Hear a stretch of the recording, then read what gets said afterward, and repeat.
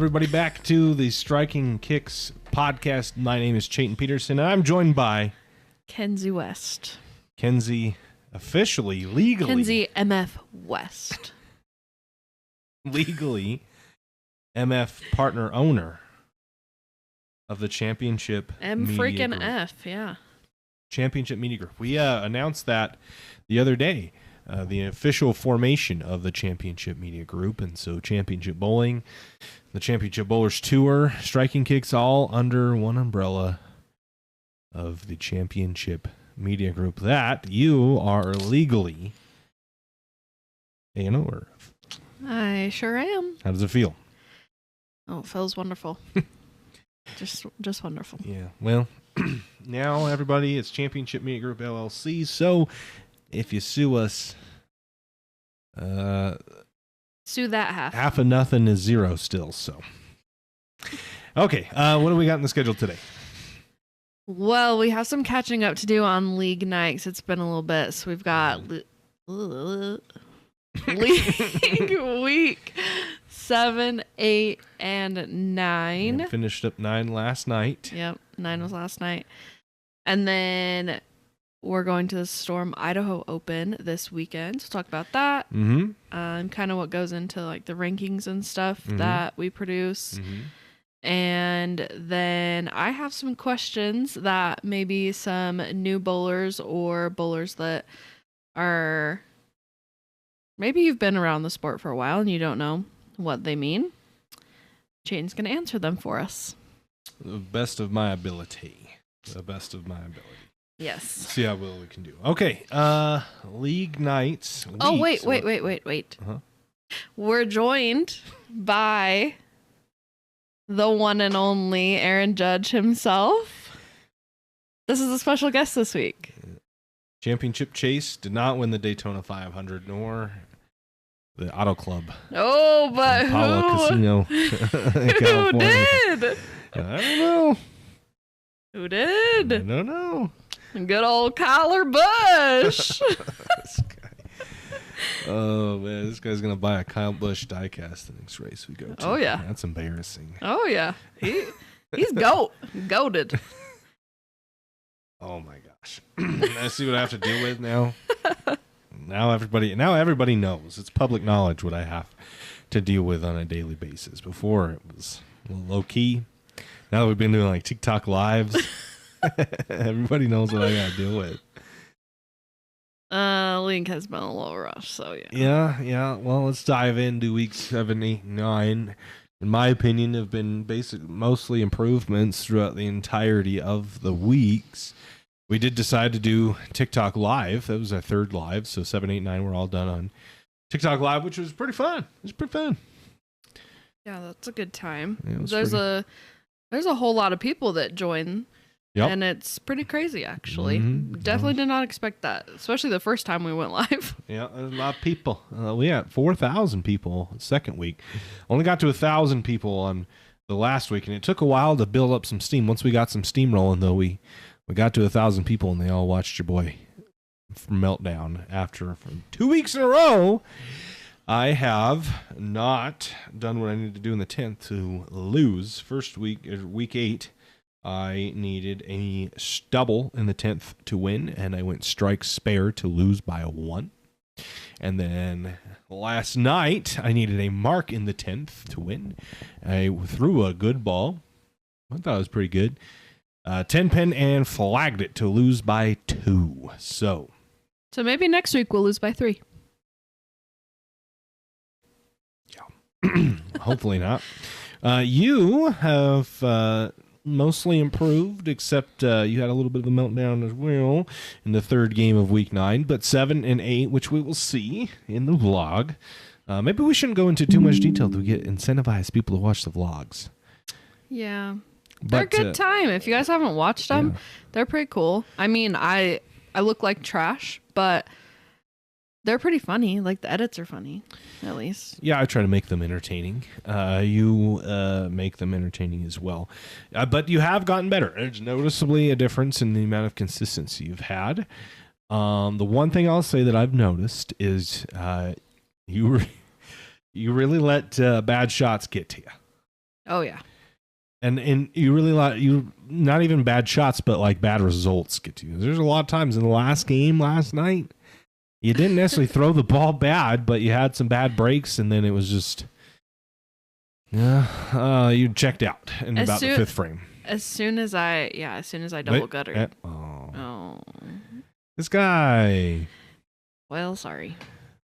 Yeah. It was so last night I felt like it was so good until it was still gonna be fine. that. You went open, spare, and then you had your mishap. Savable game. No, you threw good shots, but you were so angry and checked out that it didn't matter. Yeah. Anyway, League 7-8. Keep an eye out for the vlogs. They'll be good. Kenzi's progressively gotten better. Last week would have been her highest series and had an opportunity to shoot potentially a 500 series for the first time, scratch. But we had a little bit of a meltdown.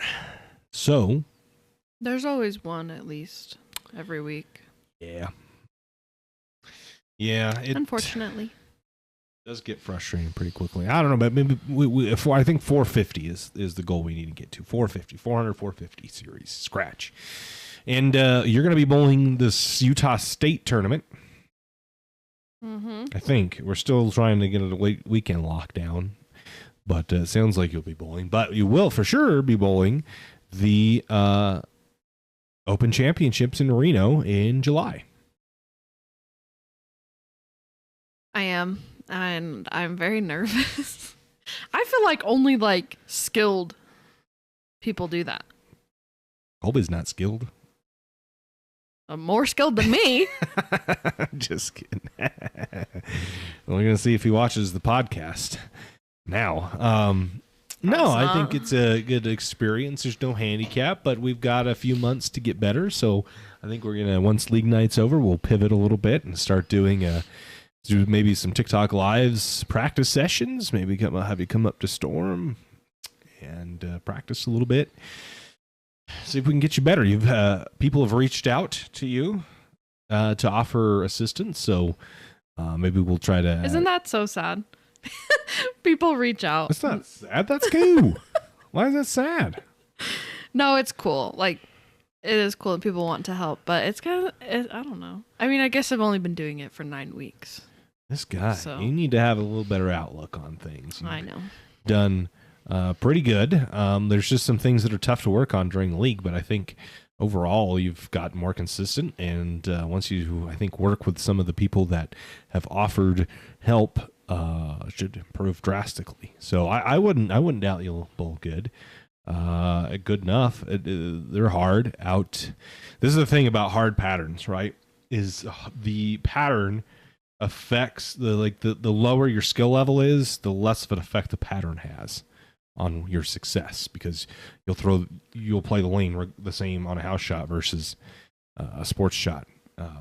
Regardless, there's a certain skill level where you're at right now where it kind of just doesn't matter. You'll shoot the same score regardless. That's kind of my issue with handicap on tournaments. You have to have if you're going to do a handicap at a tournament, you got to have a pattern in which the good bowlers can score and the not so skilled bowlers struggle a little bit to even out the handicap. But if you make them very, very difficult, right, then it's easy for someone to shoot 180, and anybody with 46 of handicap a game could pop off a 180 and go Brooklyn twice and be there. So there's a happy medium. I don't love when there's handicap tournaments on impossible shots, like when they're really easy or when they're really hard. It kind of the way it works out is kind of the same, regardless, like whether it's a house shot versus like a 2-to-1 sports shot. So my little 2 cents on that. But I think I think you'll have fun as long as we be objective to good shots. I think as long as you understand that sometimes you're going to have bad breaks, and as long as you threw it good, it's a good sign. Yeah, but it's just frustrating when I feel like I threw it good and you say I threw a good ball, and then I get a shit break, and then homie next to me is just flinging it like he's almost on the ground throwing it. So, and then Yeah, this is a good analogy, I guess. This is why bowling is so difficult. Because in baseball it happens sometimes. You can hit a line drive right to center field, right? Good hit, and someone could just bloop one over to second baseman's head, right? Yeah. But with bowling, it is much more common for that to happen. To throw a good shot and your result not be exactly what you expected. Yep. And the margins are pretty small, so a good shot may be mediocre. But, you feel like you threw it good, and at your level, a mediocre shot is a good shot. At the highest level, obviously, those thin margins make big differences. But where you're at right now, and if we can hit a 5-board area, we're going to be happy because you're 9 weeks into this. But that's what makes bowling very difficult, is dealing with that, exactly what you explained. And that's pretty good. I guess a good tip for new bowlers is really need to focus on the process, especially in bowling. And understand that you're not going to... Good bowlers get real bad breaks sometimes, and you're probably going to get even more bad breaks. And you got to just understand if you threw a good shot, and there's nothing you can do about it. Yeah. I just don't have that personality, unfortunately. Yeah. And see, bowling's very competitive, and we've had those games where things kind of click, right? It's a little like golf, and it takes one shot to get you back in to get to wow, I could be great at this or something, right? And we've had shots in games like that where you'll pop off for a few marks in a row or a couple strikes in a row, and you feel great. You want to keep coming back at it, and then it's frustrating when you throw good balls and they don't get the results you're looking for. What's my high game? 146, right? Didn't I shoot 148 last night? No, 142. Oh, I thought. Yeah, still a good game. Was that your first? No, you went 120, 140, 90. That was the fry out game. Yeah, that was a fry out. It seems like we have one of those quite often. Rob came over when I double guttered and said that we can't do that anymore or else we're going home. We were about to. Oh my gosh. All right. Well, that's league night. Check out the vlog. It's going to be entertaining to finish it out. And watch us on TikTok Live because next week will be our last league night that we go live. Yep. And it's a good time. It's fun. Yeah. I try to offer as much insight as I can to moves I make, balls I throw, where I'm playing the lanes, and get to watch Kenzie fry out, and then you'll probably end up watching me fry out at the end as well. It's pretty epic. Epic it's a fries. Yeah, sometimes. Storm Idaho Open this weekend. Last year, we saw Giorgio and Josh Link with an epic battle for the win. Giorgio ended up coming on top, but some really cool moments that came out of that tournament last year. We had pink pins. The pink pins, yeah. We had somebody call the bowling center. Somebody from the live stream called the bowl to tell Justin to turn off the lights. And so it's because of the adjacent lanes to the pair we were on had the colors, but not the pair we were on. So Justin flipped the lights on the pair we were on to kind of add fuel to the fire. Yeah, that was pretty funny. That was pretty funny. I will say though that it was kind of hard to see because they were really bright and the pink messed with the camera really weird. Yeah. So I will give you that it was a little difficult to kind of see, or it was a little distracting. But who cares? We got some cool videos out of it. I'm pretty sure there's a lot of, well, obviously Josh and Gio, but they put on a show. There's some cool ones with the pink pins in the background. Yeah, they put on a really good show. One of the better step ladders we've seen. Gio clutching up, tripping a 4-pin to seal the deal. Tripped 4 pins. Clay tripped a 4-pin at the Championship Bowling Masters to seal the deal. So trip 4 pins are pretty popular. It's the way to win, apparently. We've had the first 2 batches of rankings come out. This podcast will air Friday, tomorrow. So either the final batch has come out or will be coming out when you're seeing this. Who is your pick to win? Ooh. Your pick. I don't know, because Andy Kinney has been freaking on a roll. Mm-hmm. Made a good run at Utah Open. He's done really good, like the last few tournaments. Yep. So he's up there. Josh is always up there. Mm-hmm. Josh bowls well in that center. I think those are my top two. Kenny or Josh Link, can't pick between the one or two? Bro, we got to have pick'ems. Let's see who... But then this is always the same. I always pick Josh. Okay, so you pick Josh. All right. Do I want to say mine because I don't give it away? I guess maybe we'll delay the release to this till after the picks go because I want people to know what my number one pick was. So my number one pick is Alex Hoskins to win. Yeah, he took the win up in Ronan. Always a threat. I don't know if he's made a stepladder at this place, but he's definitely the hottest bowler on tour right now. There's been some up and downs, like some guys, and I know that caught some heat for Gio and Clay being as far down as they are. And maybe this is a good time to kind of go over what goes into making these rankings. So maybe some people feel it's a popularity contest or what have you. I can tell you that it is not. It is certainly not that. Actually takes some people ask why I don't do more of them, like if there's going to be 16 people in the finals, why don't I do 16? Well, one, it takes a long time. We put an effort into this to make it look cool and make a graphic for it and stuff, so it's not necessarily easy. Excuse you. Sorry, I was gonna move it and sorry. Anyway, so it's just too many, to be completely honest with you, for the amount of time that we have. Championship mini groups be busy all the time, and I don't know. I just don't want to, like, if you can do 16, I'm gonna do 20, and then is it even like a cool thing? I guess at some point. So I keep it at 12. I think 12 is a good number, and a lot goes into it too as far as time goes, because I go out and I look at previous results. Like if you go look, Steve K is 5th, which is pretty high. In my opinion, I wasn't sure if I would put him 5th, but a lot of people thinking I'm slept on Steve. Steve missed this cut last year. He did not make the cut at the Idaho Open last year. So the year before, Steve won. Last year, this guy. You have control of your mic. I don't know what's happening. Holy crap. There we go. 2 years ago, Steve won. Last year, he missed the cut. So I don't know, man. Grand finals, we didn't make the step ladder, and there's guys that are in the step ladder that when he wasn't, didn't bowl in Ronan, didn't bowl at the Storm Open because obviously he's running it. And there's Manny Farrell's up there. Manny made the step ladder at the Storm Utah Open, so people probably may be questioning that decision, but he made a really good run at the Storm Utah Open. Really good run. Very good run.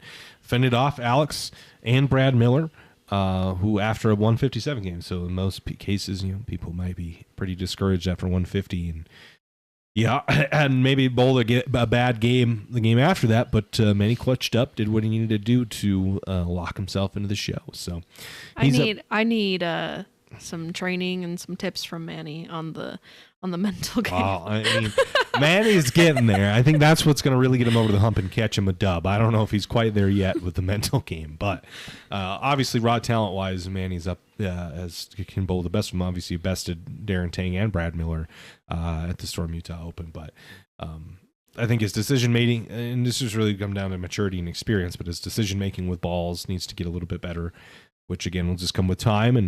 And in this instance, he really showed a lot of heart and determination pushing through that 150 game. But there's been times where that has affected him. But he's young, so what do you expect, right? But yeah, I've got Alex to win, and then I have Josh Link as my number 2, Andy Kinney as my number 3. Dang, I didn't even know. I didn't know who top 4 were, but I'm pretty close. Who's number 4? Who's left?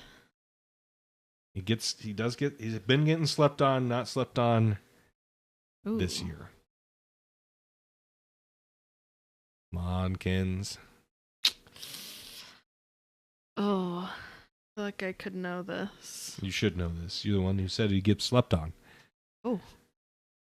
Cameron Henning. Oh, is number 4, the Storm Utah Open champion. Now, I haven't seen him bowl in the center before. Obviously put a beat in the stepladder when it mattered. Dallas Leong really had the only great look I would say, throughout all of the finals, led by a lot. Kind of fell off a little bit down. Well, I guess he was the 1 seed, wasn't he? Yeah. Stipulator, yeah. So it was just that game. Yeah, it was that game that he got beat. So Kenning, damage control, I guess, the step ladder. He just did what needed to be done better than everybody else did in the step ladder. Took away the win, and that's what you got to do. So got himself to the show, and then did what needed to be done during the step ladder to win. So this pattern's a little bit softer. And it's a little more conducive to scoring, especially late. We've seen that with Gio and the matches with Josh Link. The scores, weren't necessarily the worst we've seen in the world. Are you saying like the pattern is softer from last year or from the I think Open? It's softer from last year and in general. Okay. Compared to the Utah Open, so it's a little easier, softer, easier. Okay. So, like I said, these are things that I consider. I go through, look at past stats, people's averages, where they finished in previous years, where they finished at a tournament that took place in the same center on a similar pattern. And I watch a lot of bowling. Like 40 hours I've watched of bowling over that weekend of Storm Utah Open. So I would say that out of anybody's perspective, I have one of the most experienced, I guess, perspectives. This pattern's a little bit softer, and it's a little more conducive to scoring, especially late. So I can see what tendencies are and where things go, like Kendall. I know what Kendall's tendencies are. We watch it happen. Are you saying like the pattern is softer from last year or from the Utah I think Open? It's softer from last year and in general. Okay. Compared to the Utah Open. So it's a little easier, softer, easier. Okay. So, like I said, these are things that I consider. I go through, look at past stats, people's averages, where they finished in previous years, where they finished at a tournament that took place in the same center on a similar pattern. And I watch a lot of bowling. Like 40 hours I've watched of bowling over that weekend of Storm Utah Open. So I would say that out of anybody's perspective, I have one of the most experienced, I guess, perspectives. That it's really stressful and consuming on your energy and mental game, having to, on tough patterns, put a 230 out. It may not sound the hardest thing to do, especially on a house pattern, but when they're this tough, you cannot miss, and you have to be adjusting almost every frame.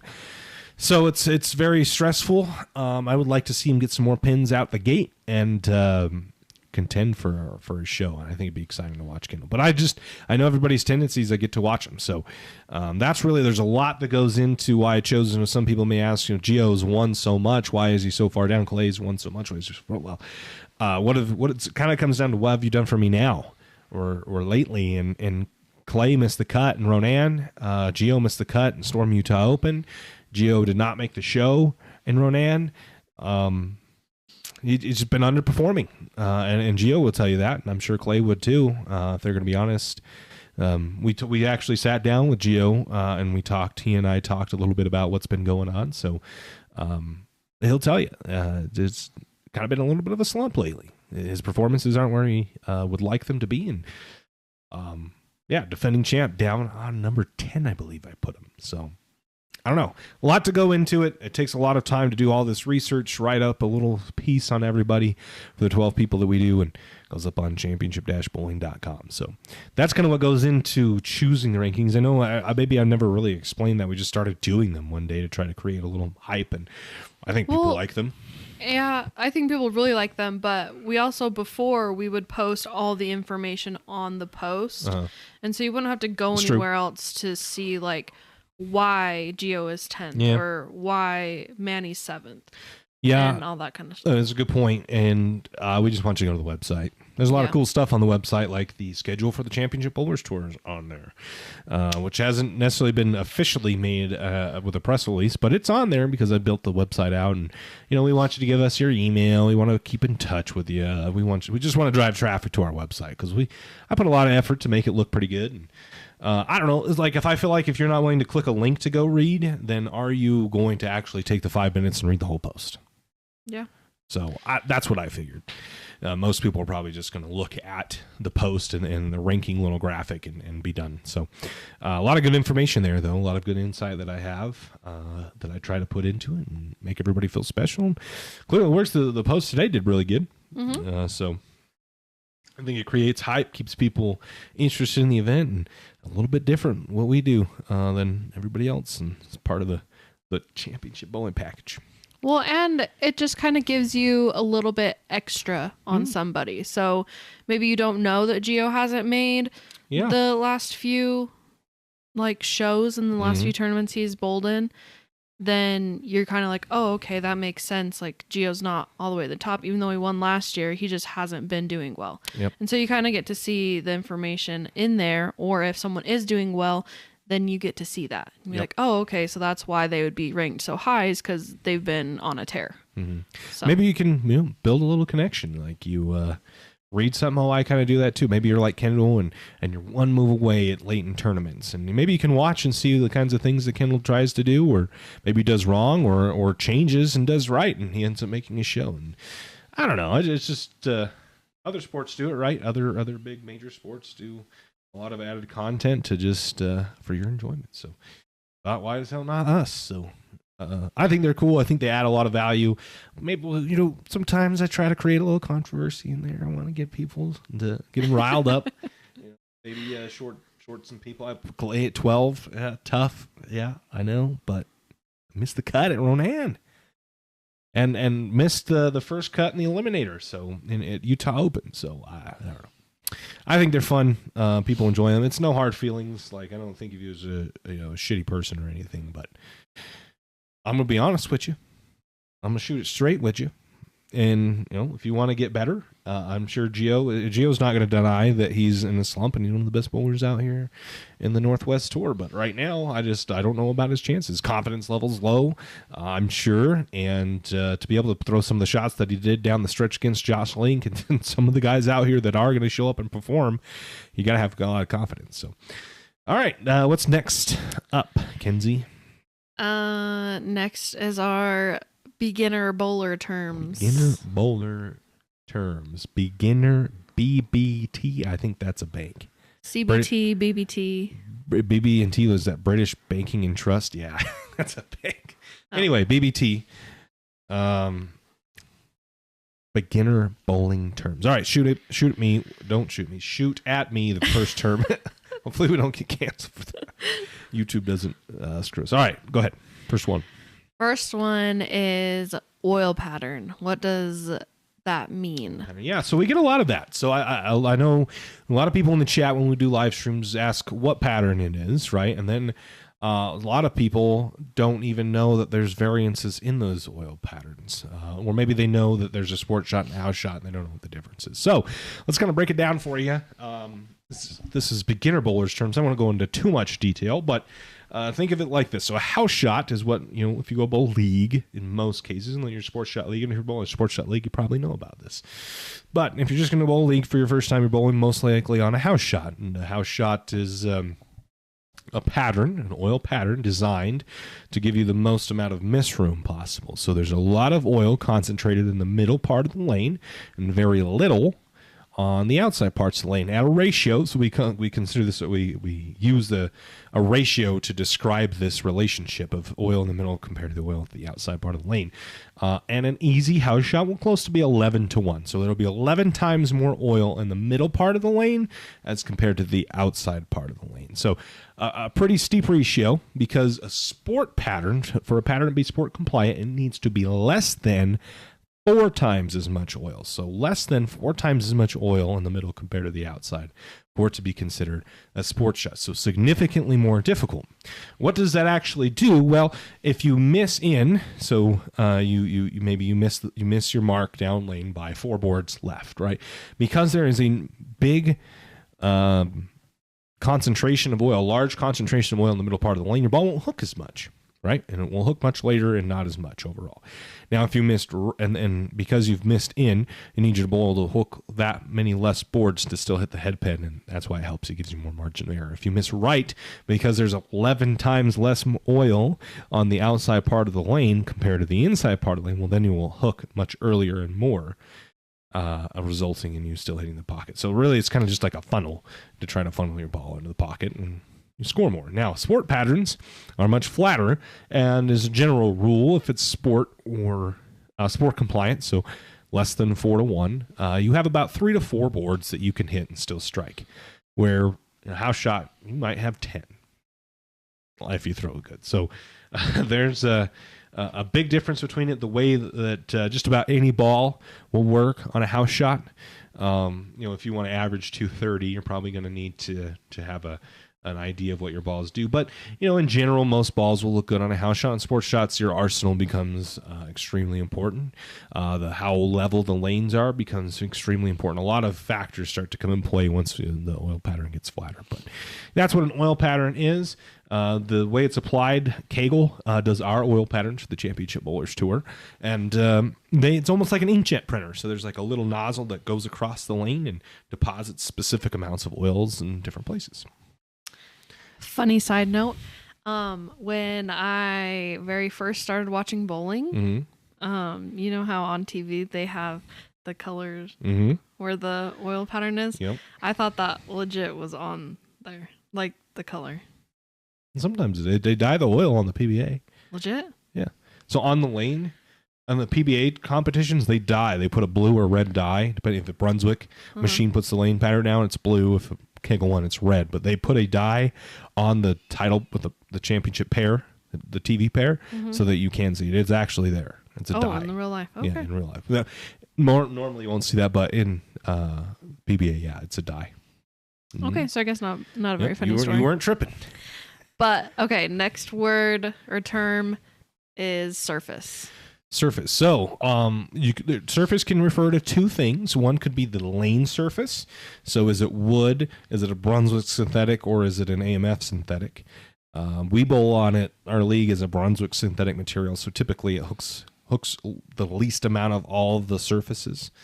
And it's going to have, at the higher level, it's going to have a lot of impact. For most league bowlers, it won't really matter that much. Now, the surface that most people are referring to is the ball's surface, and the way that because you could talk about the cover stock chemistry and stuff like that, but mostly what people are referring to when they ask you about the surface on your ball is the roughness of that surface. So, is it shiny? Have you doled it a lot? Do you use a sanding pad to make it very rough? So, the best way to compare that is much like a tire, where a rough surface is like having a snow tire, all-terrain tire, where there's a lot of deep grooves in your tire to displace water or snow.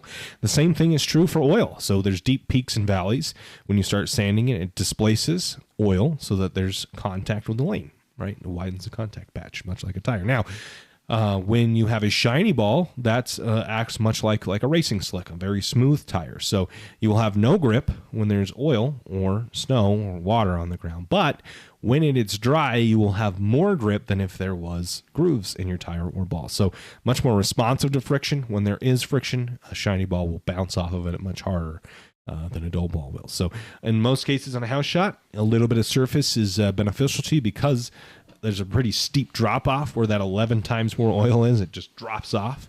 And that transition can be very tough to manage sometimes, because if you miss in, your ball never hooks.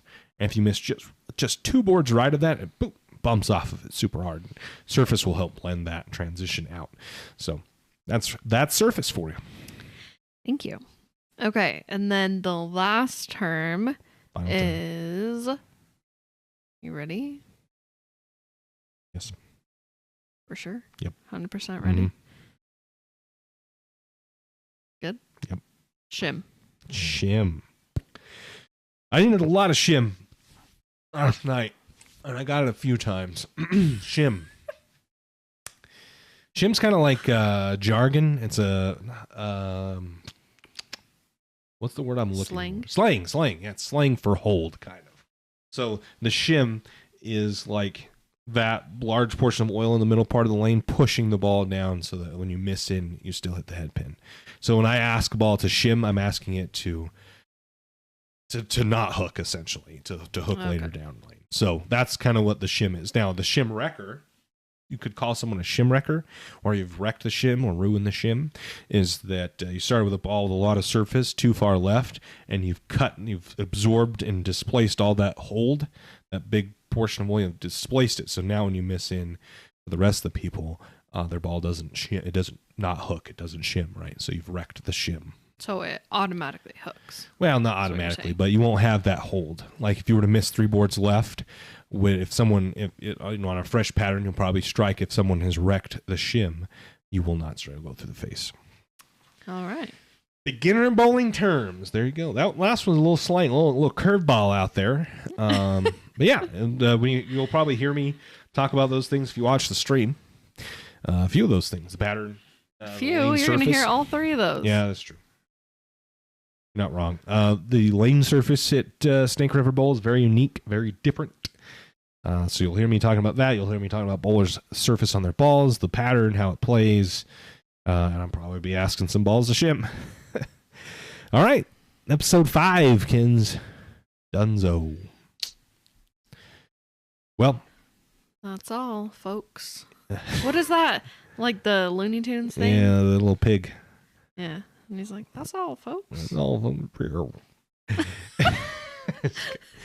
All right. Well, we'll see everybody at the Storm Idaho Open.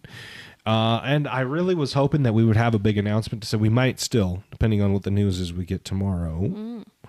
But we should have a big announcement, an official announcement this weekend. I'm hoping so.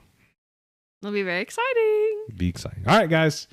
It's been real and it's been fun, but it has been real fun. Yesterday was not real fun. Yesterday was not.